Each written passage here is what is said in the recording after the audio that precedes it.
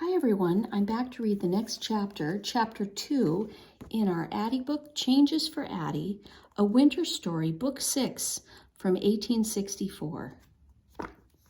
Chapter 2 is called A Missing Piece. Addie was so eager to tell Sarah about the letter that she ran all the way to school the next day. She knew her friend would be as happy about the news of Esther, Auntie Lula, and Uncle Solomon as she was. And so it was disappointing when Sarah was absent from school. Addie was worried too. She hoped Sarah hadn't gotten sick from getting her feet wet the day before. After school, Addie put Sarah's slate and reader and the day's homework assignment into her satchel so that she could drop them off at Sarah's house after she finished the deliveries for Mrs. Ford. She could share her good news with Sarah then.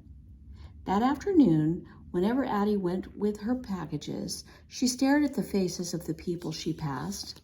Is that little girl Esther? What about that thin man? Is he Uncle Solomon? She remembered what Mama had told her. She was working for Mrs. Ford and she couldn't dawdle. But she could not help looking, hoping to see faces she missed so much. Sam was waiting for her at Mrs. Ford's shop when she finished her deliveries. I went to see Mr. Cooper at the Quaker Meeting House, he said. He told me a couple of hospitals to go to. That's good, said Addie, and I got to stop by Sarah's too. Mrs. Ford looked at Addie with a slight smile. Tell your nosy friend that it was entirely too quiet in the shop today, she said. I'm counting on her to come clambering through here tomorrow. Oh, you can count on Sarah, Mrs. Ford, said Addie. I'm sure she'll be here tomorrow. I want you all back in time for supper now, you hear? Mama said. Addie got her school lessons and her reading for the church celebrations to study tonight. As Addie and Sam headed out into the cold, Addie took hold of her brother's hand. Sam had such long legs that for every stride he took, Addie had to take too. She didn't mind. She was always happy to walk with Sam. She had missed him so much during the months when she had no idea where he was, or even if he was alive or dead. Sam had the sleeve of his jacket pinned up. Seeing his empty sleeve always reminded Addie about the price Sam had to pay for freedom. He never complained about losing his arm in the war. Addie knew Sam was proud of having been a soldier, fighting to end slavery. He had told Addie that he would do it all over again. Addie and Sam had walked 2 blocks when Sam said, Girl, why you looking so serious? What we doing is serious, said Addie. That's true. But look here, said Sam. If we do find Esther and Auntie Lula and Uncle Solomon today, you can't meet them with that stony face you wearing. Addie smiled.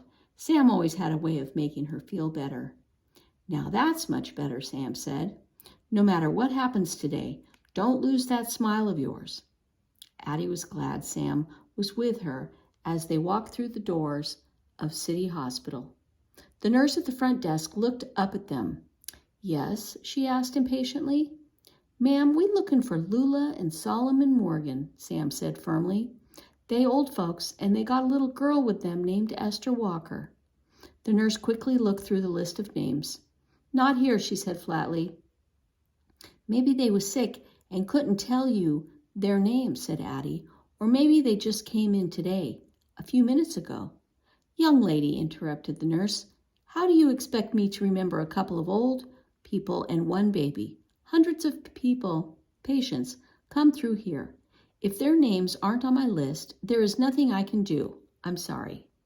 Ma'am, can we look back in the charity ward anyway, Sam said. Me and my sister Dunn walked nearly 2 miles to get here, and we just want to see for ourselves. You may go back, the nurse said to Sam, but your sister must wait here. No children allowed, that's the rule. Addie was disappointed.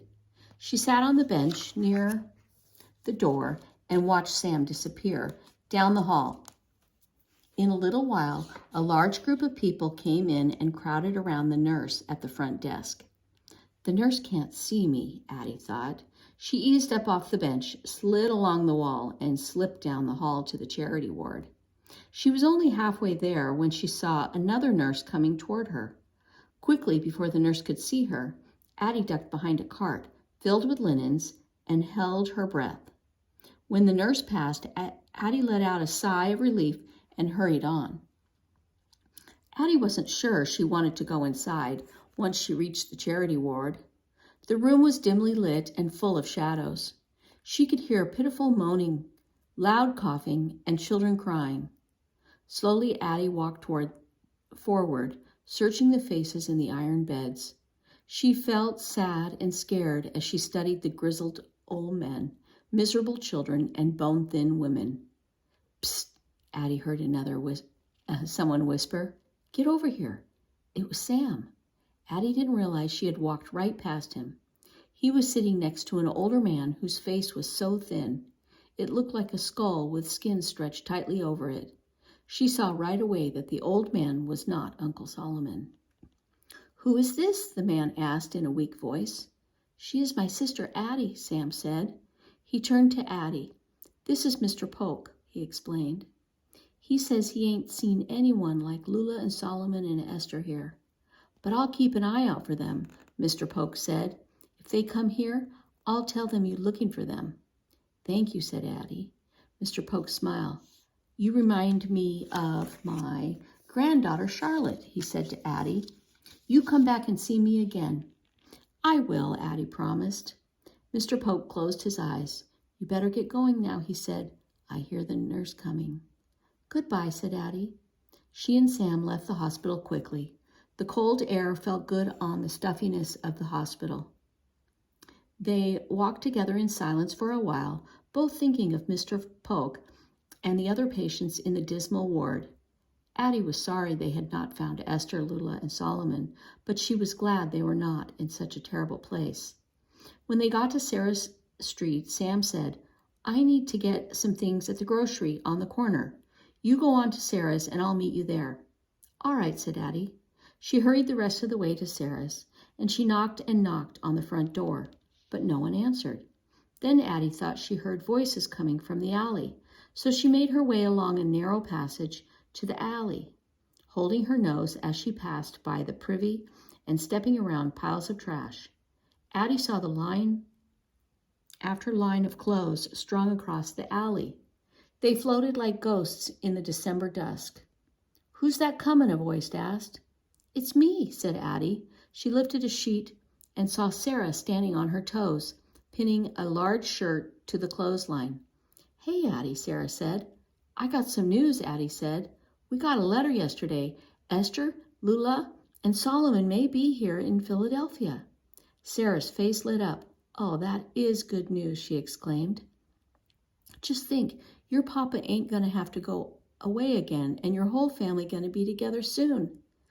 "Me and Sam been looking for them today," Addie said. "I was hoping you could come with us tomorrow after you and me make our deliveries." "Oh, I almost forgot. I got your slate and reader and tonight's lessons." But when Addie handed the slate to Sarah, it slipped from Sarah's wet hands and fell to the ground, shattering into pieces. "Oh, Sarah, I'm sorry," said Addie. She knelt down and tried to pick up the pieces of the slate. "Now you ain't going to be able to do your lessons tonight." Sarah sighed. "It don't matter," she said sadly. "I won't be needing that slate anymore." "What do you mean?" asked Addie. She stood holding the shards of Sarah's slate in her hands. Sarah did not look at Addie. She took a deep breath and then spilled out the words. "My mama need me to help with the wash. My family really need the money. We make more money when I stay home and work. I ain't coming to school no more."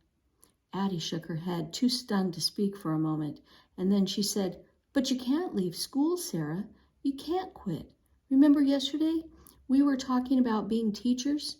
If you leave school, how will you ever become a teacher?" Sarah didn't answer. She looked like she was going to cry. Just then, Mrs. Moore came out of the door carrying a huge basket of steaming laundry. "Oh, Mrs. Moore," said Addie, "Sarah says she's got to quit school. Please say it ain't true." Mrs. Moore put down the basket. "Come on inside, girls," she said. She led them into a room filled with laundry from the floor to the ceiling. Addie had never seen so much laundry in her life. It was stacked in baskets on the table, on a chair, on the bed. In the middle of the floor was an ironing board. Mrs. Moore took an iron from the top of the stove, sprinkled a shirt with some water, and began to iron it. "Me and Sarah's papa don't want Sarah to leave school," said Mrs. Moore, "but times is hard and we scrambling to make ends meet. Sarah's papa's working, I'm working, and we need Sarah to work too. There's just no other way." Addie burst out, "But Sarah can have the delivery jobs all by herself. That way she can have all the tips, hers and mine. Couldn't she stay in school then?" "Thank you kindly for your offer to help. I appreciate it," Mrs. Moore said, "but those tips won't be enough." Addie wouldn't give up. She just can't quit. "Mrs. Moore," Addie went on, "if Sarah stays in school, then someday—" "Someday?" Mrs. Moore interrupted gently. "Addie, we got to eat today and pay for this here room tomorrow. Sarah needing new boots right now. We can't be dreaming about someday." Addie hung her head. There was nothing left for her to say. "Now, don't go getting yourself all upset, Mrs. Moore. Things gonna work out.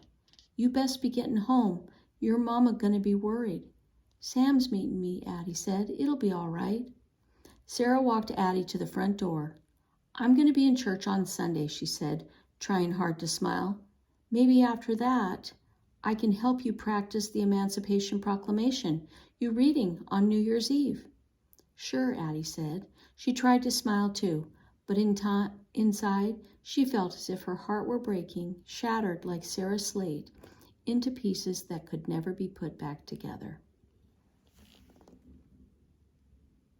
All right, and that is the end of chapter 2, and next time we'll read chapter 3.